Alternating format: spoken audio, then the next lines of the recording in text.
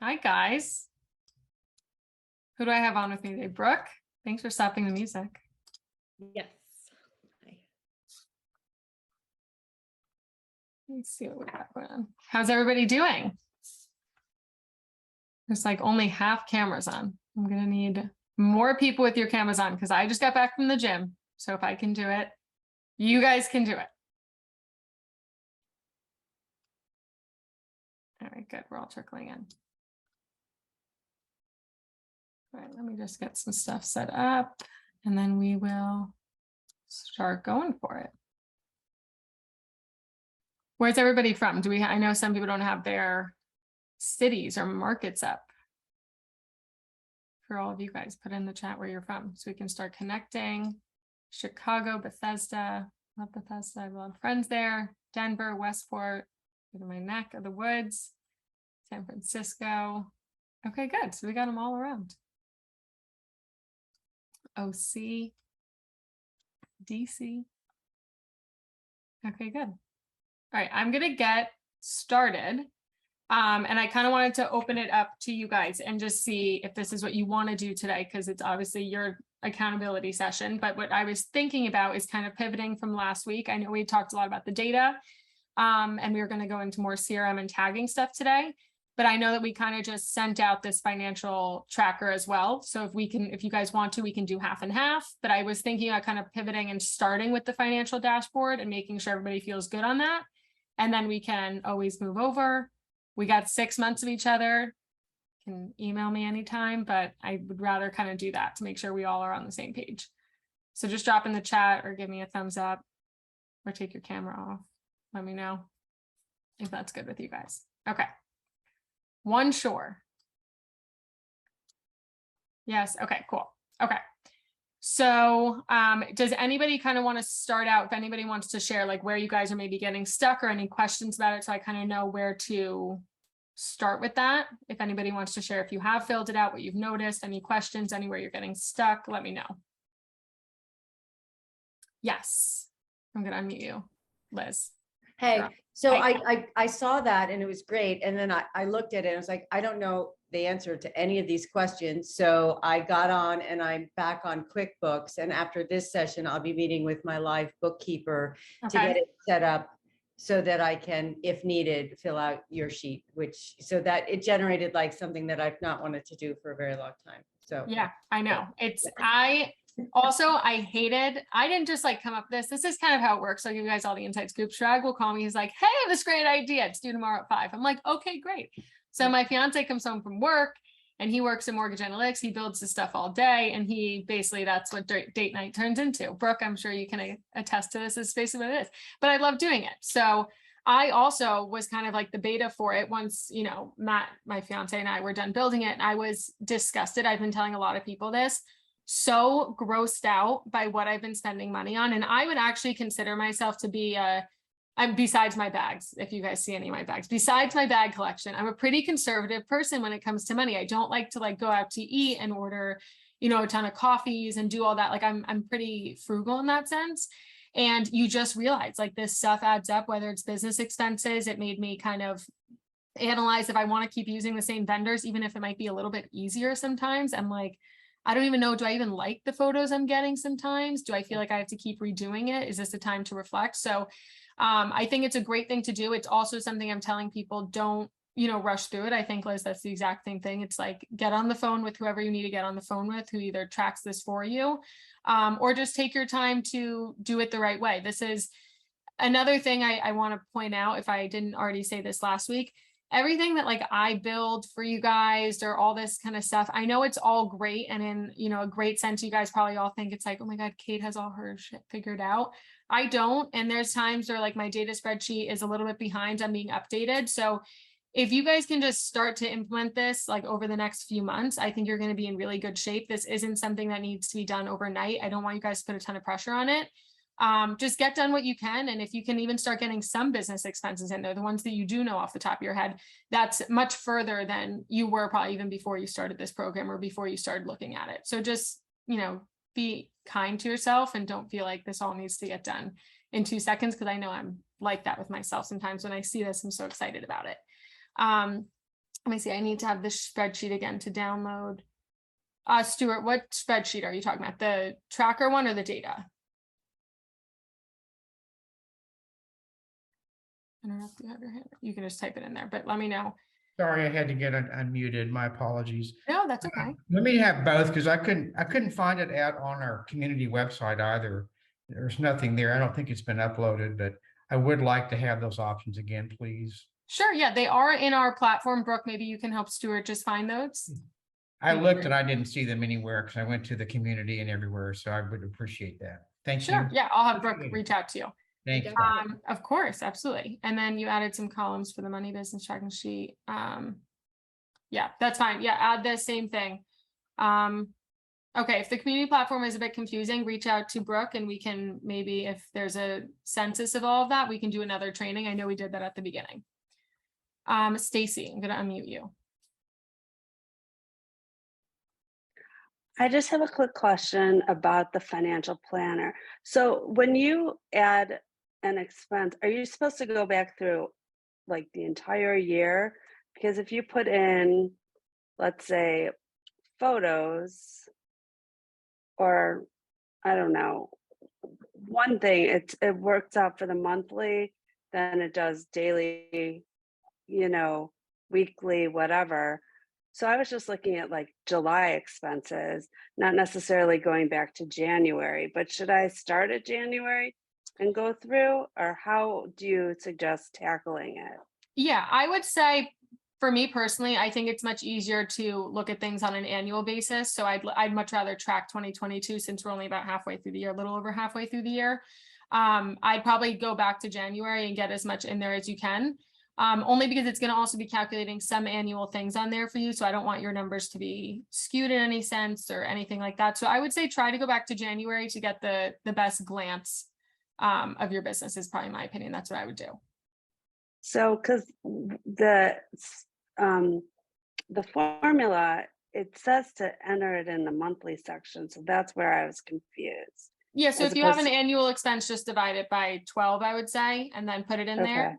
Or like if you have a monthly expense, like for even like for personal expenses, I would say like I would just put in my average monthly cost for my housing and I'd put it in there, pets or transportation, like a car lease, I'd put that in there for the business expenses. So as much as you can. And then if there's a few annual expenses like MLS fees, for instance, a lot of us obviously are charged monthly for that. So just divvy that up about how much it costs a month and put it in there. All right. Thank you. Yeah, absolutely. Okay, good. Any other questions? I'm just seeing this in here. Kim, go ahead, and then I will start to share. So the car lease should go under business, not personal, correct? Depends. I'm not a financial tracker. I whatever accountant, that's good. I just called it Right. So I can't give any financial advice. I always have to say that, but I put mine personally under business expense because I take the option every year of deducting like my lease and the whatever my accountant does with all that. I know some people do it off of mileage as well. So maybe that's a different story. And it depends. Do you have multiple cars? Like if you have 2 cars, maybe one's a personal, like what you take your kids around in, or your personal car, and then one you have for business. Totally going to depend on your situation. Whatever you prefer. You can also ask your accountant, be like, hey, I'm just doing this tracker. Where do you think I should put this in to get a more accurate idea of like my numbers? Thank you. See how he takes the deduction for you. All right. Cool. Sorry, I'm just reading the chat for a second, making sure. Marianne, if you have a question on the data sheet, email me and I'll see what that is. But okay, I'm going to share this now. And you guys, I'm just going to kind of share so you guys can see this. I'm going to share my own personal thing. You guys will know my numbers by the end of the year better than I do. Okay. Let me get the chat out here. Brooke, just let me know if there's anything in the chat that I need to go through specifically. Okay, so this is mine for starters here. This isn't the one that I had completely filled out because I had to get some more stuff done. But this is just how I would start it out. Obviously, as you guys all can kind of see, fill in whatever is yellow. So my total sales volume for the year so far is looking around like a little over 20 million. I make an average of 2.5%. I've done 32 deals. So on average, I'll make about $16,000. Our team will make an average of $16,000 per check there.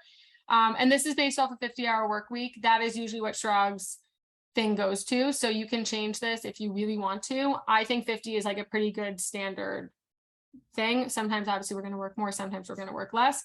But what I always like to think of too is, you know, some people are like, and I'll even hear it, I'm like, okay, I work 80 hours a week. Well, it's very interesting because I probably don't. And what do I do? Maybe I'm on call for 80 hours a week, but am I actually actively working for my hourly rate of, let's say, $243? No, because included in those 80 hours, am I sitting at an open house and no one's coming through? Am I scrolling on Instagram during that time? Am I driving during that time? All of those types of things. So that's why I usually like to put 50 hours on there. And then screen time, let me just do the chat. Okay, so screen time, sickening to me. I want to die. I seriously want to throw my phone out the window because I'm not even that bad. I used to be much worse, but this is just with 2 daily hours. So this for me was like Facebook, Instagram, and TikTok. That's what I put through there. And it came up to about 2 hours a day, which is better than it used to be. So that comes out to whatever, 25 days a year, which is the stupidest thing I've ever heard in my life. I hate that. I want to literally not go on any of this social media ever again. So then what's very interesting, I'll go into my dashboard, and that's $142,000 a year worth of wasted time based on my hourly rate. So, and I know that I know that probably seems like very dramatic, and it probably is in a sense. I don't think that if I never went on Instagram again, I'm going to make an extra 150 grand. But I do think it's something to reflect on, because if you even think in the week, 2 hours a day, actually, I don't think sounds that crazy to a lot of us. But if you think during the week, 14 hours, I'm like, what can I do during that time? How many more houses can I show? How many more people can I reach out to? And if any of you guys coach one-on-one with me, I don't know if I have some like my clients in here, I talk a lot about time blocking, which Chirag will get into a lot more during Playbook and one of the other weeks. But it's really interesting to see. So like 2 hours a day, for instance, in one of my time blocking, I spend only on either current clients or past clients. I have 4 hours total there. So if I were to add in another 2-hour time block into my day and do something else with it, when that's the only amount of time I spend nurturing my current deals that are going on and taking care of everything, how much more could I be getting out of this? Could I be reaching out to more of you guys? Could I be setting up a client event? Could I be maybe investing it back into myself some days and getting to the gym more often, or taking a yoga class, or relaxing, or taking a nap sometimes, or adding more time onto how much I sleep? Because a lot of my screen time, I think, happens at night for a lot of us too, like aimlessly scrolling before bed. So it's very interesting. This is definitely something I'd be very honest about and really do a lot of self-reflection, because if another 150 grand dangled in front of you doesn't do it, we're all screwed. So that's my thing on that. And personal expenses, just basically go through. So like I started just putting in a few blank ones here for us, like $3,500 for my housing, utilities, all that kind of stuff. Keep going down the line. Same thing with your business expenses. And then obviously it'll all populate right into your dashboard here. So you'll kind of have the goal, what success looks like after this is to have an idea of, 1, your cost of wasted time, and 2, how much do you really need to be making right now to make sure that you have enough to cover both of these. And I think that's a lot of the times also how we get into this trouble of taxes at the end of the year and a bunch of other things, because I feel like realtors are really bad at their finances sometimes, most of the time. And I just think that no one is tracking this, and no one is making sure and kind of cutting this off. This is the same thing that Chirag's been doing, this keep it or cut it. You should be doing this in your personal life. I do this all the time. Ask yourselves these same kind of questions. And this kind of mixed in with your data spreadsheet, which obviously mine is right here. After these first few weeks in this program, you should have a pretty good idea of where you should be focusing your money, and making sure that your core 4 from this sheet is merging in with where you're spending your business expenses. So that's my whole thing on that. And I hope that's helpful. But if anybody else has any more technical questions, please raise your hand and we can unmute you as well. I'm just going to check the chat really quick.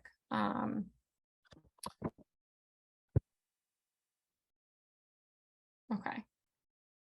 How much time do I allocate to do social media posts? social media posts. I do all my own social media. I get that question sometimes. I don't outsource that because I actually don't mind doing it. I'd probably say it takes me like 5 minutes, 10 minutes to come up with an Instagram post. It shouldn't take that long.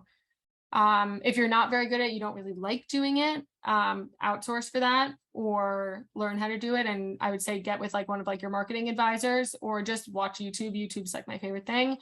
Figure out how to play around with stories. I get that question all the time, you know, from like my mom. She's like, how do you make the story just look so good? And how do you have the link and the tagging and all this kind of thing? Go on YouTube. It's free. But that's a huge scapegoat that people, I use Instagram all the time for my business. Okay. No, you don't. It's a lie. Okay. Any more technical questions? I'm going to stop sharing so I can actually see you guys. Mark, did I see a hand? Okay, I'm unmuting you. So I was looking at the cost of wasted time, and I noticed that you're dividing it by 24, or sorry, you're multiplying by 24. I'm assuming you're assuming 24 hours in a day, right? Is that how you're calculating that cost of wasted time? Are you sure it's 24 or 42? I saw 24. Mine showed 24. It's your 24. I have to go through the formula and see. I would think that it would probably be, say it's for the hours in the day. I would assume that your wasted time is going to be time you're not working, and it would be that the average number of hours you work in a day, not 24 hours. Because there's going to be time when you sleep. You can't work the whole time. So what I would think is you're going to take your hours worked per week and divide it by 70, and then multiply that times. That's going to be the number that you're multiplying. Just something to think about. Yeah, I'll go in and take a look at it. I just really want to make big. sure also that it's not something else, because when I went through this, there's a few things that I had called out, and then I was also corrected by my fiance because of the amount of weeks that we're actually putting in there. So I'll go through it again and I'll make sure. And I'll double check for you. I mean, I can share with you, Mike. I'll email you what I did. Yeah, email it to me. Tell me what you think. 100%. I'm still a realtor, so totally anytime there's like something off on this. Either way, to me, to be completely honest, even if I did change that and it turns into 50,000, if it turns into 10,000, to me, it's still big. Don't want to lose It's still a big it. number. It's not Still a a big small number. but Yeah. Yeah. And I'll go through and I'll double check that.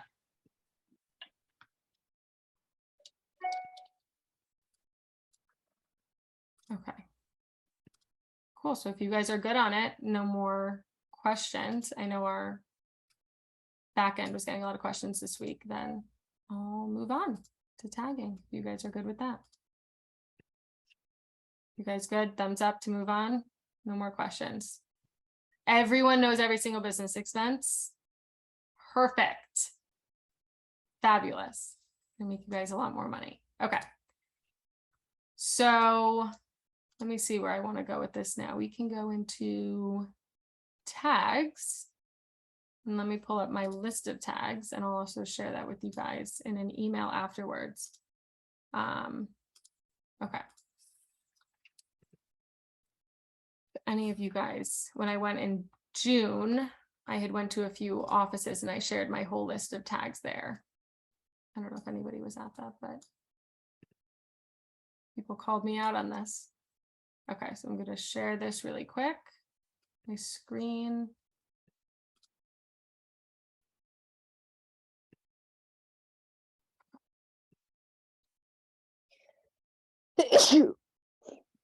Bless you. Whoever's still in there. Okay, so you guys can see this right over here, right? My list of tags. Great. Okay, so this is an example of all the tags that I have. So this is somewhat pulled from my client sources. So if you guys we're switching over to data sheet now. So you can use your client source as like kind of a starting point for tags if you can't really come up with any. I think that that's always going to be a good thing. Always have, I mean, Compass will give us like that very, very generic list of tags. I think it's like active clients, past clients, SOI. SOI, if somebody wants to make me a pillow and put a huge like red circle with the cross going through it for SOI, that is my least favorite thing I've ever heard in my life. I hate the word SOI.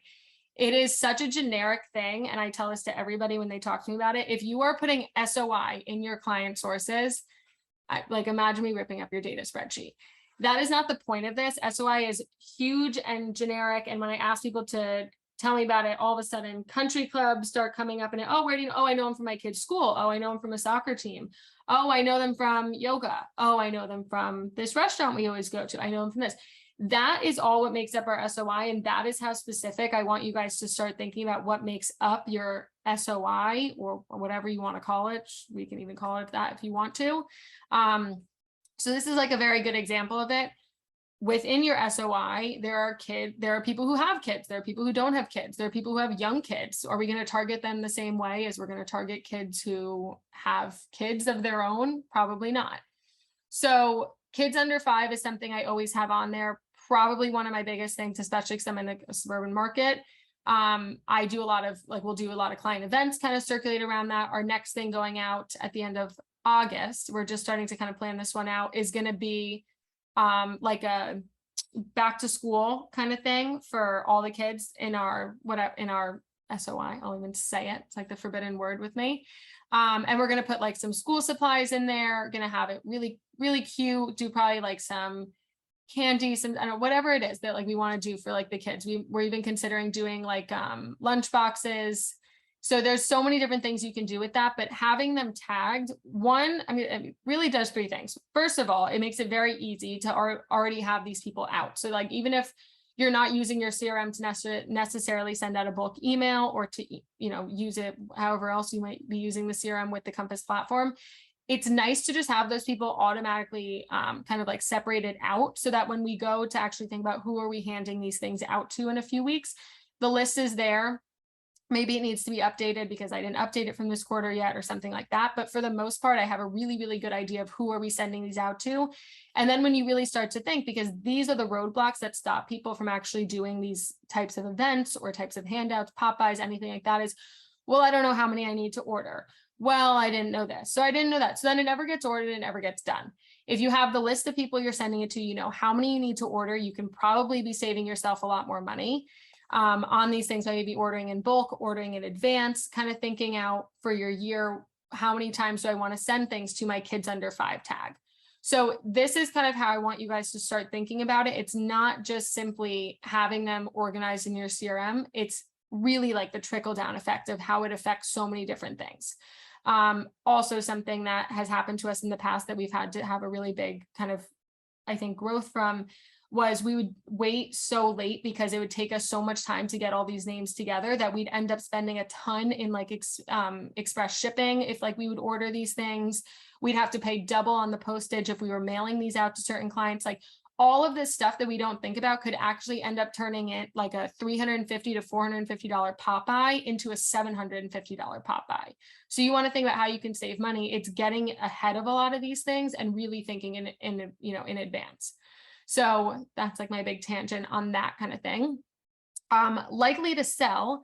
And I'm trying to say, Dimitri, is it okay if I call you out in this about what we discussed the other day? I can't see you, but I'm going to call you out. So we actually came up with a really good idea the other day for our likely to sells and for his likely to sell. He has kind of like a lead gen. It's not really like a lead gen, but it gives you a ton of names and a ton of addresses, I think, in like a certain area that he can pay for. And we're kind of like sitting there with a bunch of these names. Like, okay, what do we do with these? So we're going to test out now putting like 200 to 300 of these in batches kind of at a time into a CRM and actually seeing what likely to sell start to populate from that. So obviously tagging all those as likely to sells. So there's so many different ideas that you could do, but I think that overall what a tag list does for me is it really helps me organize how I want to target these people and start to come up with these ideas instead of just having like this very generic thing. Oh, I want to nurture my SOI. Great. Good luck doing that because there's about 15 different tags I could make for you within that. Shout out to Thomas Atamian because I did that for him and he's like, oh my God, I had no idea.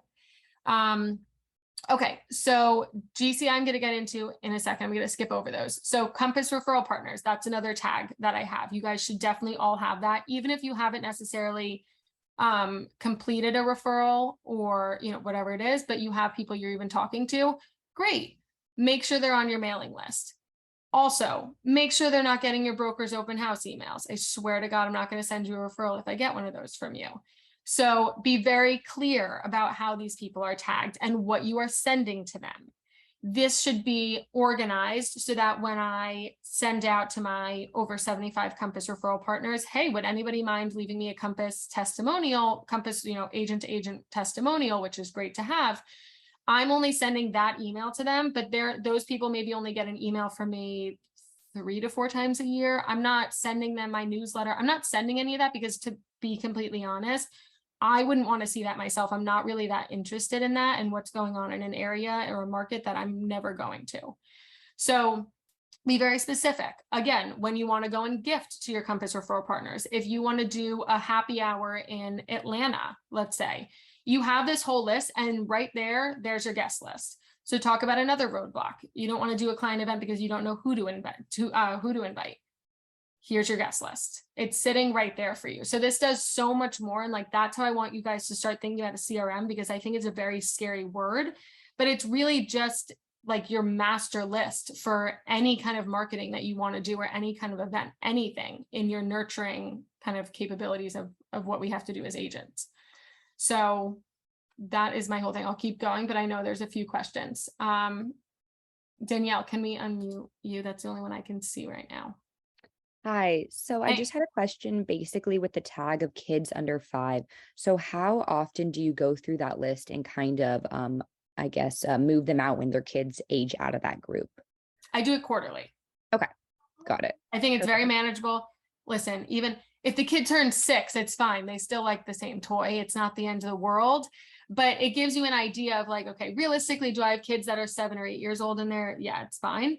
But it just gives me an idea of, okay, what, like I'm probably not going to go send school supplies to my clients who have high schoolers. They would probably throw like eggs at my car and be like, oh my God, this is so weird. Why are you doing this? I don't need, you know, Crayola sharpeners. But then the kids under 5 are like, oh my God, Kate, you're my best friend. So just to give you an idea. So do it quarterly, do it once a year, do it twice a year, whatever it is, it's much better than 99% of the realtors in this world. Perfect. Thank you. Yeah, of course. Okay.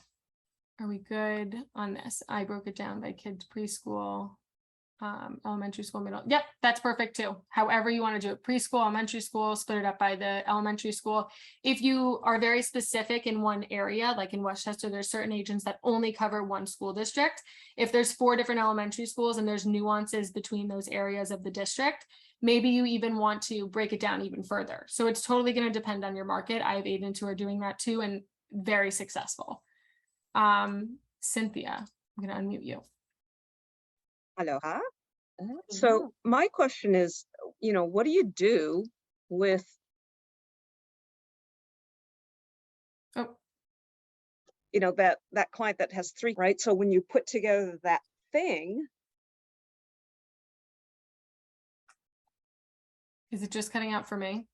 It's like, okay, there's covers all 3 buckets. So when you send that gift, Cynthia, you keep cutting out. That bucket of Crayola, whatever, right? Then what do you do with, shoot. You're cutting out a little bit. So what do you do?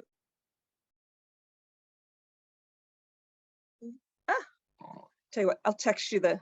Text it or type it in the chat and then I'll get back. I'll get right back. I just want to make sure I hear your full question. Okay. Let me just, okay, it is cutting out. I'm not crazy today, guys. Thank God. Because that could also be possible. Okay, what about sponsoring school teams and groups? What about it? Do it. If you like it, do it. What do you do with the clients with kids in each category? Total, I mean, like if I think if you're asking like elementary school, preschool, that kind of thing.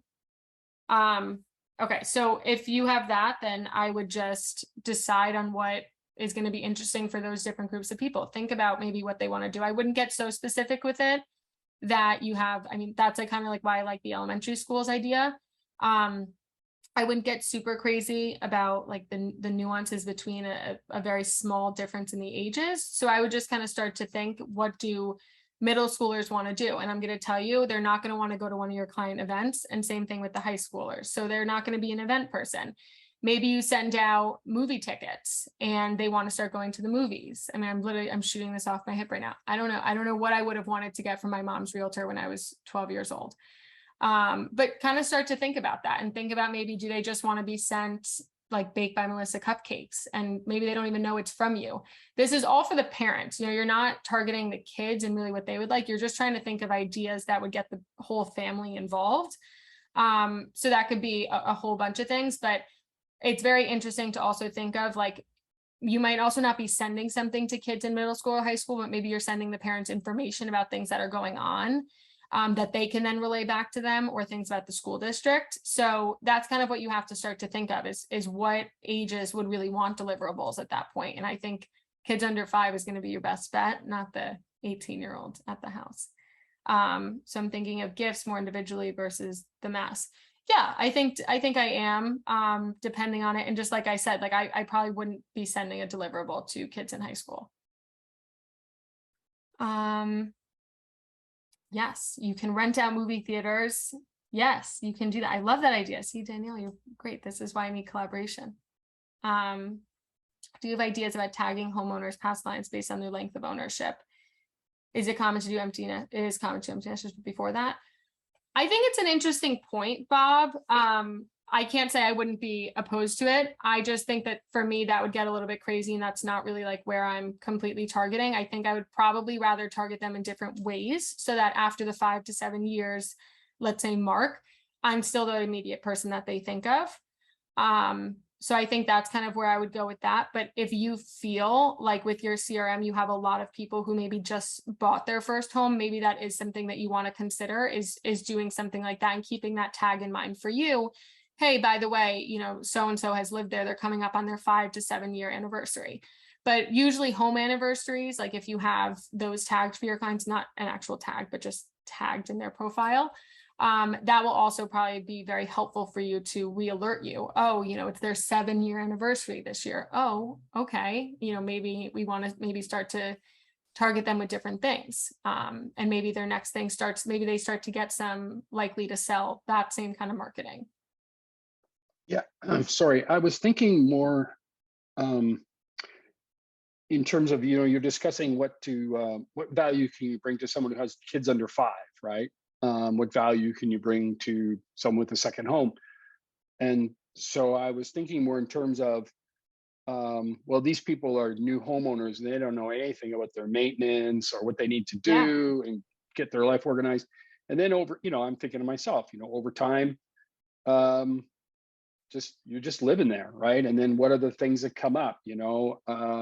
Not so much that, okay, you've owned it for 5 years and here's an outdoor space heater or something, you know. I was thinking more of what are the stages, because, you know, the empty nesters, that's been promoted forever. You start breaking down, you know, what's going to happen if they fix or move or all that stuff. So I was just trying to think more in terms of those categories, people moving through the life cycle of their house, and in terms of their family, not just here are all the things that 5-year-olds like to do. Here's some edible paint or whatever. Whatever they're doing. So that's a really good segue into my next tag. If you don't mind, I'll segue into that. So I have a Prepare Your Home for Seasons panel. You read my mind, Bob. So this is what I send out to all my I would say like first year through third year, because as we all know, buyers are the worst. And like, it's not that first year that they're going to learn everything about their house. They're going to do everything that the inspector told them to do. So I like to keep them on there for like 3 years, especially if I have like some second home clients on there that don't even live in the house that often. And that is when I bring a home inspector on, plus a plumber, or plus a, you know, we had like Genesis Paint on one, which is like a local painting company. So it's kind of like depending on the season, and I bring them on there and we do about an hour-long panel. People will write in questions beforehand.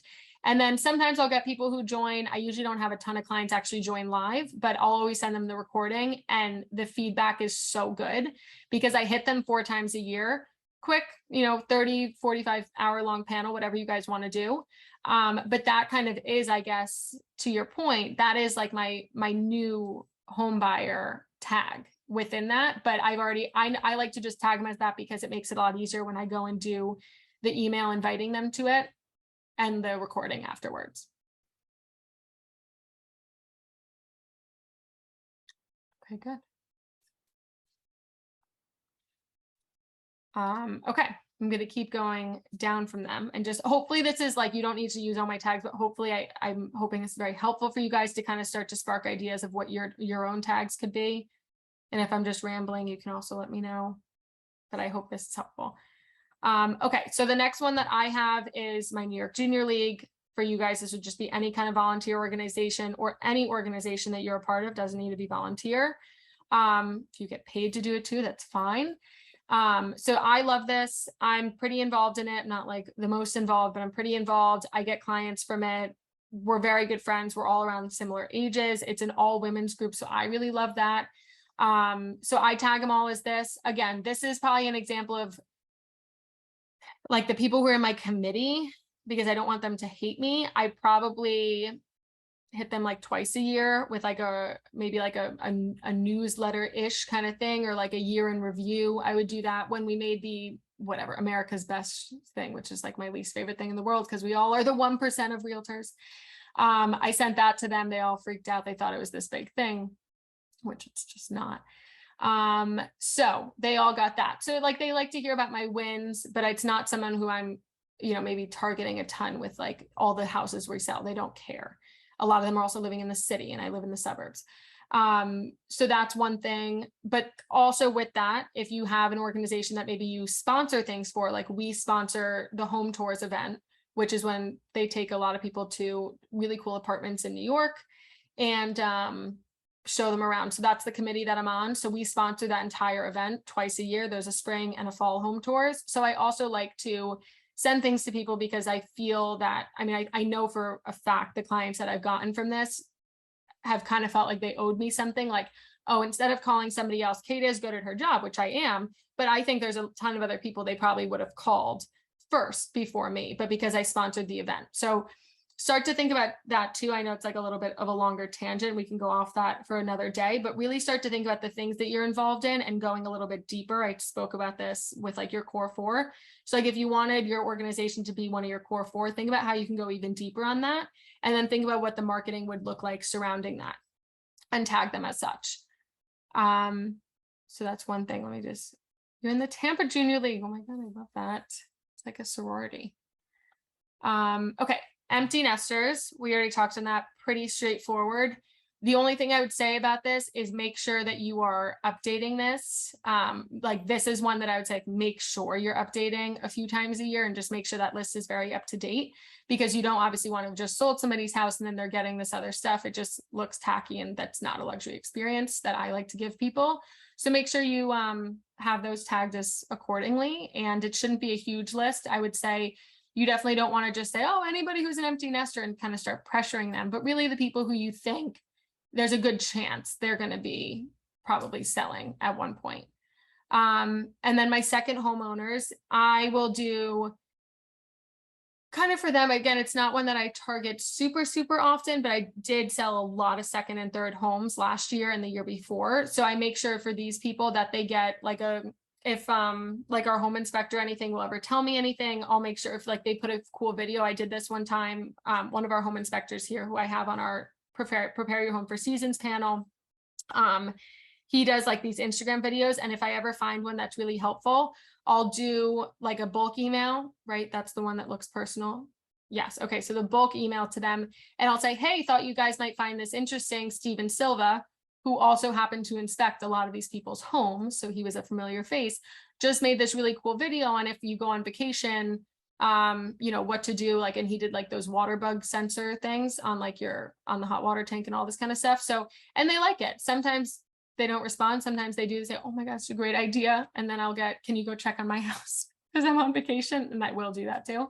But again, it's little touch points, like just getting in touch with these people. That's all you want to start to think about, but really making it targeted. Like that bulk email is going out to 15 people. That bulk email is not going out to everybody. Hey, I think you guys are all gonna be super excited to hear about these water sensors. They're like, great, I'm already in my house. I think I know if it flooded. Thanks though for letting me know. Weird message. unsubscribe. So that's how you kind of want to start to think about that. And then vendors, my vendors get everything because I get spammed with everything. So if you're going to spam me with the interest rates all day long, you better know I'm going to spam you with all my stuff all day long. But they're usually pretty, you know, fine about that. They don't really care. So this will be your mortgage brokers, your attorneys, your inspectors, your title people, escrow people. Does that exist somewhere else? Escrow people, escrow companies? Great. So anybody like that, any kind of vendors you have, if you are close, if you have like a close relationship to a restaurant, if you have a close relationship to small businesses in town, those are all the kind of people you want to start to think about having that on there. You will never know.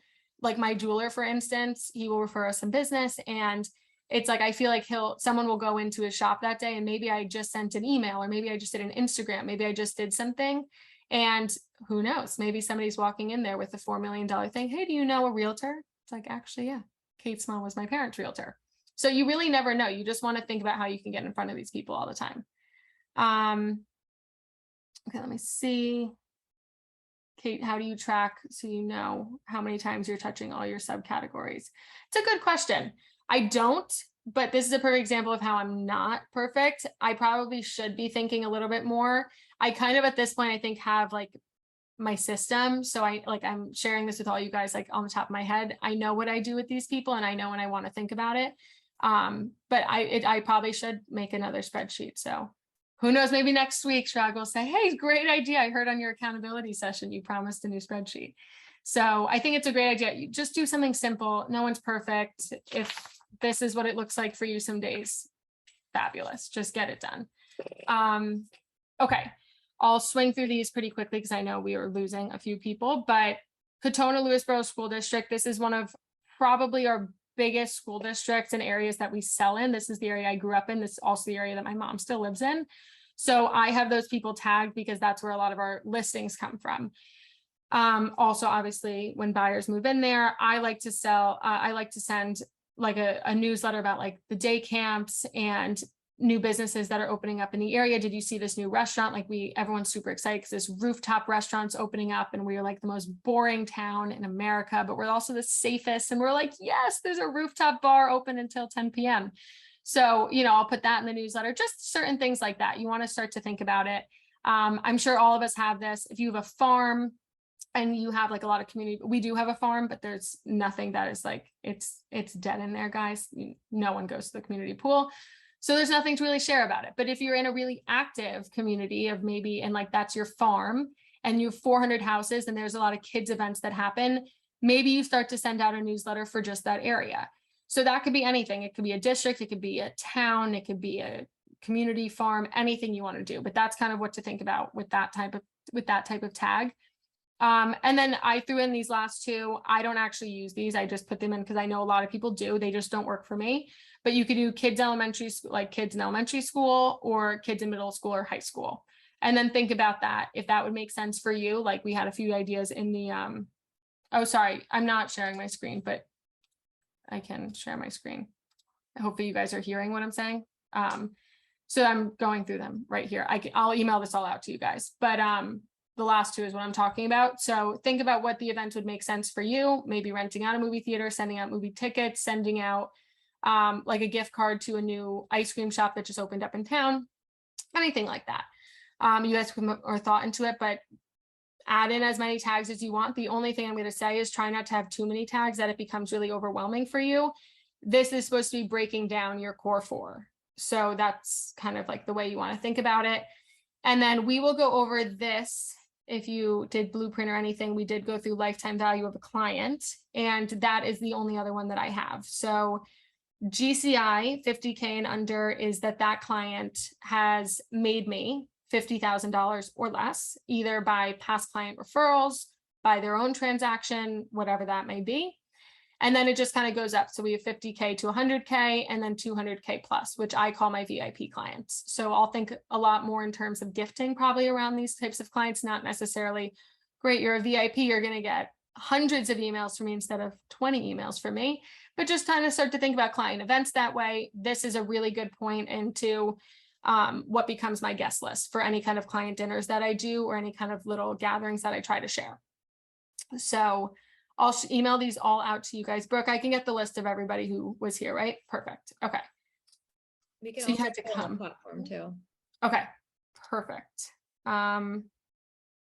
Okay, so I'll share these all with you guys. Hopefully it kind of sparked up some ideas. Next week, a lot of you guys probably already know, but I can like go through a very like 2-minute demonstration. If you don't actually know how to tag people, I can show you how to do that next week, but it's pretty self-explanatory. You could ask your AEM, you can go into Compass Academy, but I hope this kind of start to spark some ideas for where your tags want to go and divvying up that core 4. Now you have that core 4.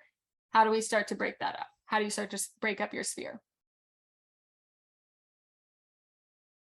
Okay, you guys good? You're welcome. Hopefully I didn't ramble too much, but I hope this is always helpful for people. Usually people like this one. All right. Bye guys. You're welcome. Everyone welcome. If you need anything, email me as always, and I will see you guys next week. Great week, everybody. Bye-bye. Bye guys.